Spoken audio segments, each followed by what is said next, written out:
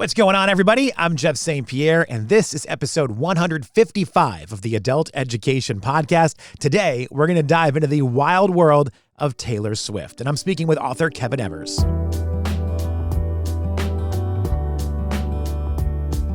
It's not often that I get a chance to speak with someone about a topic that I have some intimate knowledge about. Most of the time with this podcast, I'm interviewing people about things I don't know about because I want to learn more. That's the whole point of the Adult Education Podcast. I want to continue learning and educating myself on the things that are going on around us in this world. But today's topic was just too hard to resist. That's right. Today we're diving in to Taylor Swift. And not just about Taylor in general, we're talking about the business of Taylor Swift. Over the last 5 or 6 years, you've started to see select universities offer classes based on her business acumen. Say what you want about her music, but Taylor knows what she's doing, and she does it better than any other artist out there. I mean, seriously, how many artists that have been around for 20 years are still massively successful and arguably bigger than they ever were? Taylor is an anomaly in the best way possible. Now, I joined country music. I joined the country music world back in the early months of 2008. I came in at a time when Taylor Swift was already on the rise, but she was still finding her footing in the industry.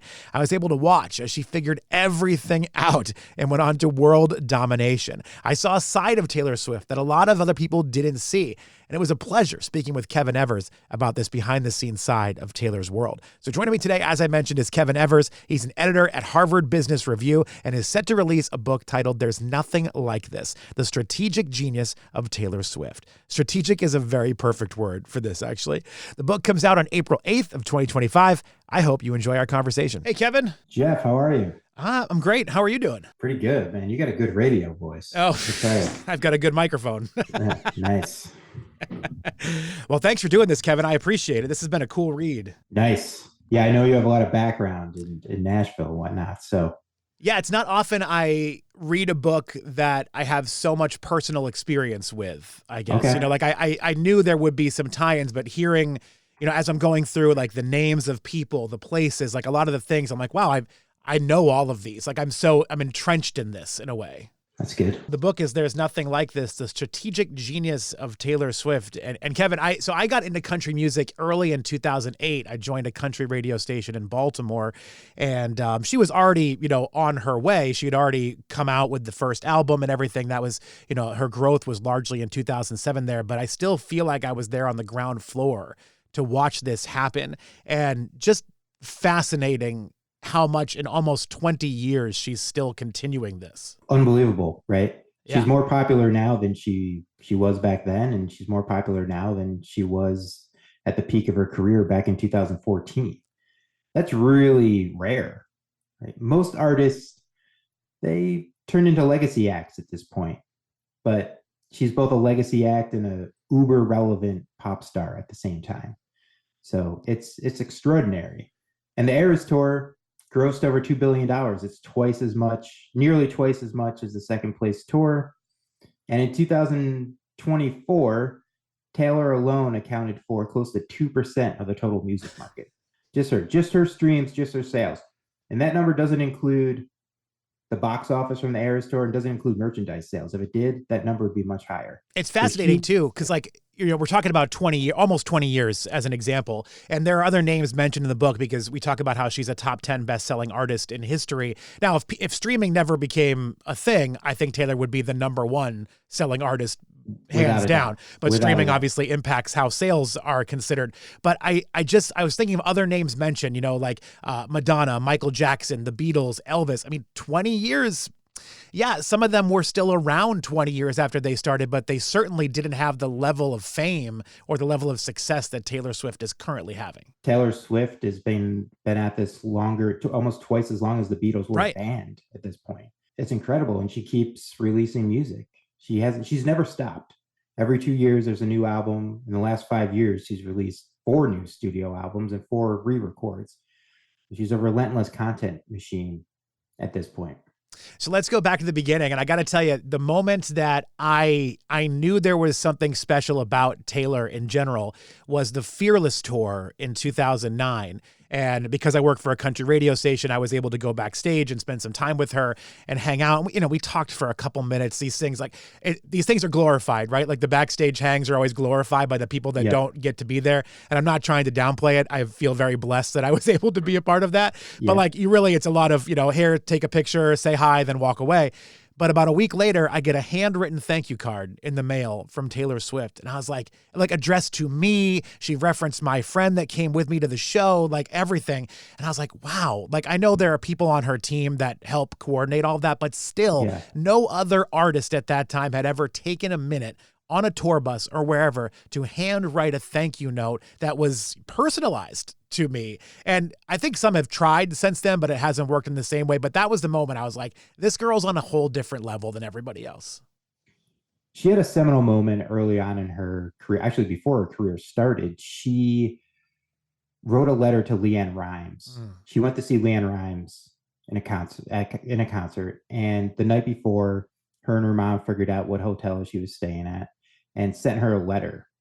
And the next day, she held up a sign at the concert, and there was a meet and greet after the concert. And LeAnn Rimes remembered her name and remembered details from the letter. And Taylor said that was a huge moment for her. She said, if I ever get that famous, I'm going to do something very similar, because she remembered that feeling that she got from just making a fan's day. And I remember when she started off, her de facto manager at the time told her, if you want to be the most popular artist, you need to meet hundreds of thousands of fans. And that's what she would do. She would go out and she'd do meet and greets, and she's shaking hands, kissing babies, like a politician would, and form those deep relationships with her fans one by one. And she's continued to do that for the rest of her career. It'll bother me sometimes when I hear people criticize Taylor for a variety of things, but there is something when they try to talk about how she didn't pay her dues. And I'm like, this girl paid her dues. Like she put the work in, I would say, much harder than a lot of other people that have had success in music. Yeah, she's an extremely hard worker. She's always understood that, yes, her songs are really important, but she needs to be equally obsessed about relationships and about building relationships with her fans. And I think that's what really sets her apart, because she really goes above and beyond for her fans. The book really starts out, right at the very beginning, and you dive in a lot about the trials and tribulations of even the idea of launching a teenage girl into the world of country music in that 2006-ish, 2007 range. And at that time, very volatile time for women in general on country radio, which unfortunately has continued even to this day. Yeah. But at that time in particular, extremely volatile. And just the idea of having a teenager was like, who would even take that risk? She was an underdog for sure. I know she looks like she was Faith Hill's little sister. She looks like she was straight out of country music central casting with the blonde hair and the blue eyes. But she was an underdog, right? The consensus in country music was there is no market for teenage girls. And in many ways, it made sense. The data showed that market didn't exist, and past experiences showed that market didn't exist. But Taylor persisted, and of course, the rest is history. But because she persisted, she ended up seizing an opportunity that other people were ignoring. And she basically created a new market and a new category in country music. And it's interesting, too, to think about the data and the market showing that something like her might not work, because I always look at it as the primary people that will purchase an album, purchase a CD or something that will invest in an artist, they tend to be female. So yeah. I would think, that you would have this young, talented woman coming out, that she might have an edge on some other people. But in country, it doesn't always work that way. No. And at the time, things were changing. American Idol had just come out. Carrie Underwood had won. Of course, she was older than Taylor, but that still showed that perhaps some teenagers could get behind a young female artist. And of course, you had MySpace and you had the internet at the time. Country music was a bit slow to adapt to MySpace, but there was a direct connection with the fans there, what Taylor did take care of. So there were signs that it could work.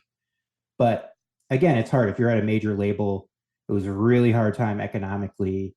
You really have to be courageous and headstrong to push a female artist, specifically a teenage artist at that time.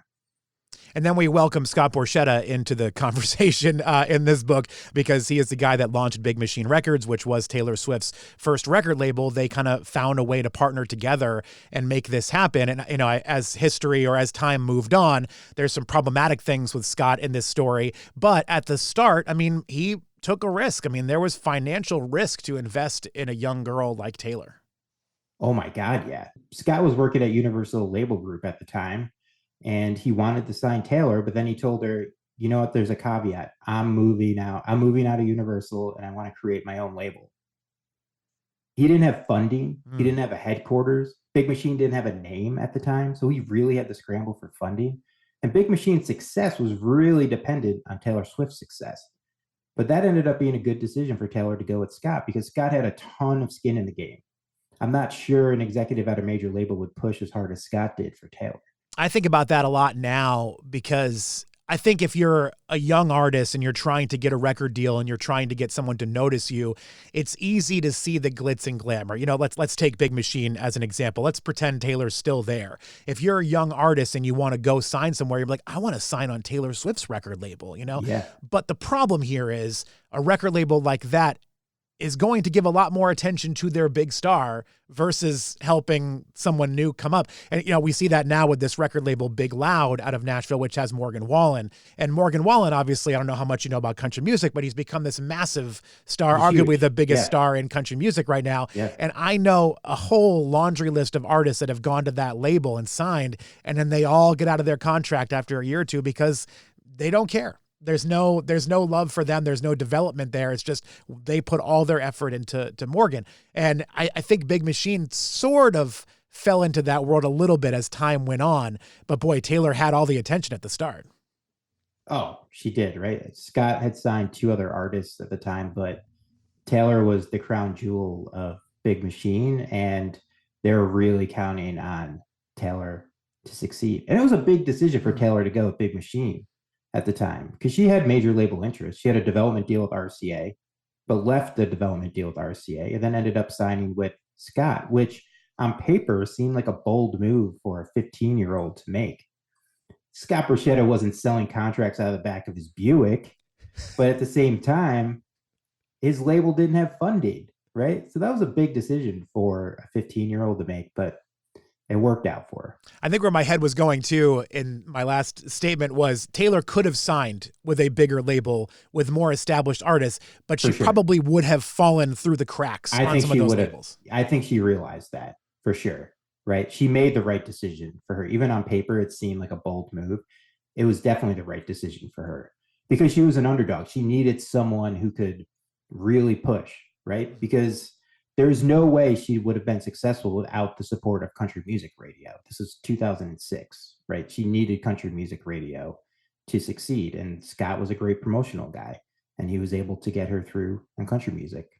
Here's a funny story, a little anecdote for you too. I think you mentioned this in the book too, about how Taylor would go to all the radio stations and introduce herself. And artists do that. It's called a radio tour. The labels will bring their artists around. And I was working with a guy at our station that had been there for about a decade before I started. And he would go to every visit, like every artist that came through the office, he would go in, he would say hi. If they were performing, he would sit and watch. And he told me one day, he said, I go to every single one because there was one day I didn't go because I was busy. And I said, oh, whatever, like I'll never see this person again. She walked out and here we are 2 years later, and that was Taylor Swift. And he's I will never make that mistake again, thinking that I could have been there at that moment, you know? There's a quote in the book where her manager went to, a few of those radio station tours with her, and he wrote back to the rest of the team. And he's like, just drop her off and let her go. Like she doesn't need our help. She's very charismatic and she holds her own in those interviews. And those made a big impact on her success. Yeah, I mean, I think that's helped a lot of people. And that's what makes country music so unique, because I worked for some other formats before joining country radio. And there is a relationship between the artist and the radio station that other formats don't have. Like I remember working in rock radio and like even getting a meet and greet with an artist that was performing at your, Christmas concert was impossible. Yeah. But meanwhile, country radio, if they're in town, they're like, hey, we'll stop by and say hi because we're swinging through town today, Yeah, for sure. So we'll move forward a little bit in the story because the story is fascinating and there's so many twists and turns. But I think one of the big other moments that people really remember is what started to happen around 2018, 2019 or so. And that was really leading into the big sale of the Masters. I think that's one of the other big pieces of this Taylor Swift story that I think honestly was the greatest thing that ever happened to her, realistically. I mean, she has a way of turning controversies into sources of empowerment for her and her fans. I call her anti-fragile. It's more than being resilient. Resilient is I got through a bad experience. Being anti-fragile means that I grew and I'm actually stronger based on that experience. And the sale for master recordings is a classic example of that. It was a classic battle between people who own stuff and people who make stuff. This has happened all throughout the course of the history. And usually the people who own stuff win, right? I mean, look at Spotify right now. Spotify is worth more than most of the major music labels, right? They're the people who own stuff. And Swift had no leverage in that situation. She had signed a contract when she was 15. This is very common in music contracts, that the label holds on to the master recordings. And Scott Borchetta sold Big Machine, which he had every right to do, and he sold Swift's master recordings along with it. And Swift had no recourse, although she did, because she had built such a strong relationship with her fans that she knew that if she came out strongly against the sale of those master recordings, that her fans would have her back. So what did she do? She decided to re-record all of her old music. She was essentially telling her fans, don't listen to the old stuff. Right? Which is crazy. And other artists have threatened to do this before. Prince threatened to do it in the 90s when he had a fight with Warner Brothers. But he didn't follow through on it because it's a crazy idea if you think about it. I'm going to re-record my old music and tell my fans not to listen to the old stuff. But since Taylor has developed such a close relationship with those fans, her fans went along with it. And they are listening to the new re-records more than the old music. You dive into this periodically through the book. Taylor is a master marketer. She's a mastermind when it comes to marketing and making sure her image is out there. And sometimes I think that can be a blessing and a curse for her.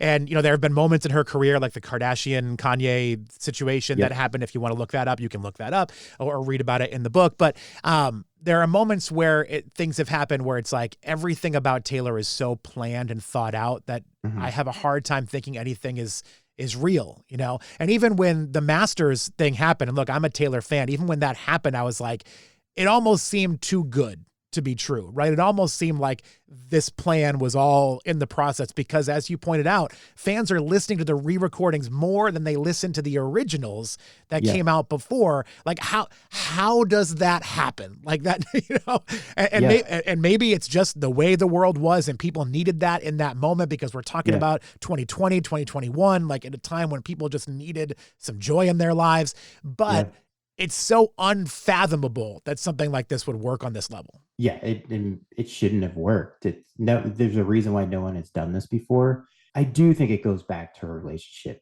with her fans. I don't think another artist could quite get away with what she's been able to do. No. And she is really good at building stories around her releases, especially the re-records. A lot of people criticize her for using victim language, so to speak, right? It's like, oh, poor Taylor, she's a billionaire and she's upset because her old records were sold. I think she's genuinely upset. And she's good at communicating with her fans. She's good at talking to her fans in very personal ways and explaining why things are affecting her. And she's built up those relationships at that point by close to 15 years. And that's a special relationship. And that's a big reason why she can do things that other artists can't. She can take big risks like that, and her fans will go along with them. But it's also a relationship that she doesn't take advantage of that relationship, which I think is really, really important. She knows that she needs to constantly delight her fans in new ways, and she works obsessively to do that. So she's very humble in that regard. She knows that she's not a self-made superstar. No superstar is. Superstars are created by fans. Yeah. And every action that she's taken in her career shows that she appreciates that. I think you're dead on that. And like even the things that she's put out, which is so rare, but even the things that she's put out that have kind of landed flat, Mhm. her fans still know that it was 100% of her effort in that. Yeah, any of her misses, she has had a few missteps Yeah. in her career for sure. I mean, she's well known for she doesn't pick the right singles usually. I mean, her fans But does are she? well Like, known. that's the question, But right? Like, that's she that does is and the she thing. doesn't. Yes, yeah, her fans get angry at the singles, but of course, if they chart at number one, then well, I guess it worked, right? So it's she had a big misstep during the Lover era. This was Mhm. 2019. She released Me as the single, and it seemed pretty tone deaf. It was hard to understand really what that song was about, and it didn't chart that well. And her fans were upset about it, but she pivoted, right? She the reason why she tends to make good decisions and the reason why those decisions tend to work out is she has a very innate sense of really what her fans want her to do and what her fans expect from her and what her she has a good sense of the inner lives of her fans, and she knows that it's not just about the music. The music is very important, but her fans want to form deep relationships with her. They want connection, they want intimacy, they want vulnerability, and she tends to deliver on those things. Occasionally she hasn't, but for the most part she has. I think it's interesting too. Are you a sports fan, Kevin? For sure. Yeah. Okay. I know you work for the Harvard Business Review, but are you a Massachusetts person? Are you a New Englander? I lived in Boston for 20 years. I live in upstate New York now, but I'm well versed in Boston sports. Okay, so here I think Taylor Swift and Scott Borchetta are essentially the Tom Brady and Bill Belichick of Yes, music. yes, And yes. for years you look at these people and they're a partner and they have so much success together and you think that it's all because of the way they work together or maybe one gets a leg up on the other. But then when they split, you start to realize that all the power may have been with one of them and not the other. And I think that is very evident in the Swift and Borchetta split. When she decides to leave Big Machine, I mean, Big Machine is still a successful label in a way, but it's never recovered from that. For sure. I mean, Tom Brady left the Patriots and he goes to Tampa Bay and he wins the Super Bowl, and the Patriots have not been the same since. I agree. Swift did stumble for a bit after leaving Big Machine with the Lover album, as I mentioned, but the rest is history at this point. Since 2020, since she released Folklore, her popularity has only increased. So she's huge. She's one of the biggest superstars that we've ever seen. So it's very clear that Taylor Swift had a big impact on her own career. Scott Borchetta did as well. Absolutely. Yeah. Yeah, I mean, having that investment, having someone that believed in her and that was willing to fight for the money to start the label and get everything. I mean, that was 100% essential to people learning the name Taylor Swift. But it was like once you turn the car on, she was gone. For sure. I mean, I don't think Taylor Swift would have found the success that she did without Scott Borchetta. And there's no way Big Machine would have grown into the label that it has today without Taylor Swift. I liked the quote. This kind of takes a step back in the storyline, but I like the quote when they were talking about the transfer of the masters. And this was from Taylor. It said, "For years, I pleaded for a chance to own my own work. Instead, I was given an opportunity to sign back up to Big Machine Records and earn one album back at a time, one for every new one I turned in." If that's true, that's a bold move on the part of Big Machine to be like, we'll give you one when you give us one. Oh, yeah. Well, I understand Big Machines. I get it. Leverage. Yeah, yeah. But you're also trying to leverage against the biggest artist in the world sure. right And now. And then they eventually relented and they decided, hey, if you want your masters, we'll give you your masters. But Taylor ended up leaving anyway. Right. She went to Universal Label Group. And I think that was the right move for her. She needed more of a global reach. And Universal Label Group was the label that could do that. And of course, she'd worked with Universal Label Group for an entire career. They really helped her break out into pop music because Universal Label Group was Big Machine's distributor at the time. Mm-hmm. So yeah, it ended up being the right decision for her. And I understand Big Machine's position, but at the end, Taylor won.